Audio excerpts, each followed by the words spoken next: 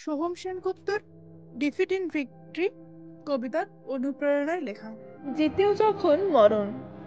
কলমে বঙ্গাব্দ দাস, কণ্ঠে অদ্রিজা ঘোষ। সূর্য যেথা ঊর্ধ্ব গগন, সঙ্গী যখন তৃষ্ণা। মরুভূমিতে পথ হারিয়ে গেলাম কি করে জানি না। যুদ্ধ জিতে রাজ্যে আমি ফিরবো যে কখন, তার কাছে আমার বীরত্ব করব আমি বর্ণন। যদিও আমার মনে যেন লেগে আছে শঙ্কা, সে যেন না বাজায় প্রত্যাখ্যানে টঙ্কা। গ্রেট ভিক্টোরিয়ান মরুভূমি হলো আমার কাল, ওপর থেকে সূর্য যেন ছড়াচ্ছে মায়াজাল।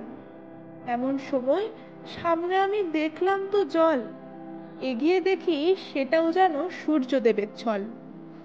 যতই আমি তার দিকে যাই একটু এগিয়ে, ততই সে যাচ্ছে দূরে আমার থেকে পালিয়ে। কত না মাইল পথ হেঁটে আমি করলাম অতিক্রম, সেও কি তাহলে এই মরীচিকার মতো আমার ভ্রম? ক্লান্ত শরীর তার পিছনেই আর যেতে পারবে না, লুটিয়ে পড়ে তৃষ্ণার্ত আমি চক্ষু আর খুলব না। মিথ্যের আশায় যেন আমি পাচ্ছি এত কষ্ট, সূর্যের জন্য আমার সব হয়ে গেল যে নষ্ট।